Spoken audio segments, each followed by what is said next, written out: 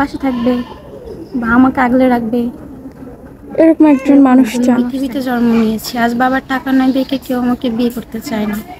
সুপ্রিয় দর্শক, আসসালামু আলাইকুম, সবাইকে স্বাগত জীবন গল্প অনুষ্ঠানে। ক্যামেরার সামনে দাঁড়িয়ে আছে একজন বোন, তার সাথে কথা বলবো, জানবো তারই গল্প।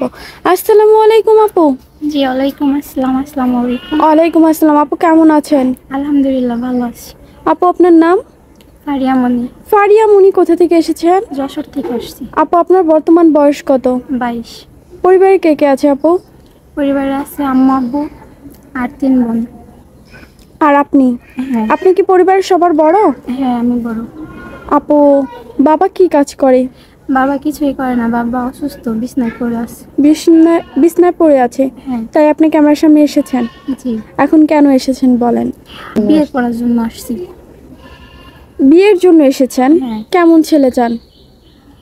কেমন ছেলে চাই যে আমাকে আমার মানে দুঃখে কষ্টে পাশে থাকবে বা আমাকে আগলে রাখবে, এরকম একজন মানুষ চান। চাই। কিন্তু তার বয়স কত হতে হবে? দেখতে কেমন হবে? দেখতে সুন্দর হওয়া লাগবে না বা বয়স কম এরকম আমি চাই না, চাই সুন্দর মনের একজন মানুষ চাই আমি, বয়স যেমনই হোক না কেন। বয়স নিয়ে কোনো আপত্তি নেই? না। আপু সে যদি বিবাহিত হয়?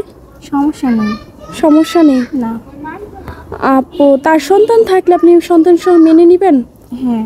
যেহেতু বয়সকে আপনি কোনো সমস্যা মনে করছেন না, তাই না? না। 40 বছর একজন মানুষ যে বিবাহিত থাকবে, তার সন্তান থাকবে, এটাই স্বাভাবিক। হ্যাঁ। আচ্ছা আপু, আপনার সাথে যোগাযোগ করবে কিভাবে? আপনাদের মাধ্যমে।